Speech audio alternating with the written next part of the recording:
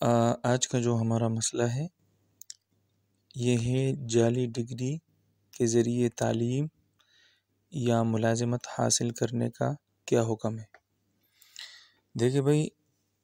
اللہ نے ہمیں صاف صاف بتایا ہے کہ بھائی آپ دھوکہ نہ کریں، آپ خیانت نہ کریں اور آپ کسی اور مسلمان کا حق نہ مارے۔ اس لیے اللہ نے خود قرآن میں فرمایا ہے، اعوذ باللہ من الشیطان الرجیم ولا تأکلوا اموالکم بینکم بالباطل، کہ آپ ایک دوسرے کا مال نہ کھاؤ باطل طریقے سے۔ تو یہ ایک خیانت ہے کہ جو بندہ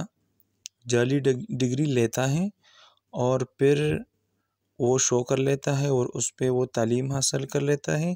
یا اس کے ساتھ وہ ملازمت کر لیتا ہے، یہ ایک ناجائز اور ناروا کام ہے، یہ خیانت ہے، اس پہ اس کو گناہ ملے گا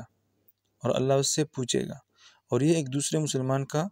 حق تلفی بھی ہے، اس کا حق مار لیتا ہے۔ لیکن مسئلہ بھی یہ ہے کہ ایک بندہ ہے، اس نے ایک ڈگری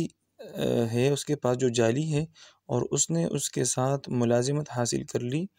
اور اب وہ ملازمت کر رہا ہے، تو کیا اس کا جو ابھی تنخواہ ہے یہ حلال ہے یا حرام؟ اس میں ایک تفصیل ہے۔ تفصیل یہ ہے بھائی کہ اگر یہ بندہ اس کام کا مستحق ہے اور وہ کام یہ کر سکتا ہے اور اپنی ڈیوٹی جو ہے نا وہ صحیح طریقے سے کر رہا ہے، تو پھر یہ بندہ جو اس کے جو تنخواہ ہے یہ حلال ہے، اس میں کوئی حرج نہیں ہے۔ البتہ اگر یہ بندہ ڈیوٹی میں بھی وہ سستی کرتا ہے اور ڈیوٹی صحیح طریقے سے نہیں کر رہا یا اس کو وہ طریقہ نہیں آتا جو ڈیوٹی انہوں نے لی ہے، تو پھر اس حوالے سے اس کا جو تنخواہ ہے وہ ٹھیک نہیں ہے۔ اگر اسی طرح کوئی بندہ ہے اور وہ اس کی ڈگری بھی صحیح ہے لیکن وہ اپنی ڈیوٹی صحیح نہیں کر رہا، تو وہ بھی جو تنخواہ لے رہا ہے تو وہ بھی ٹھیک نہیں ہے، وہ اس کے لیے حرام ہے، اس لیے کہ جو ڈیوٹی اس کو سپرد کی گئی ہے وہ اپنے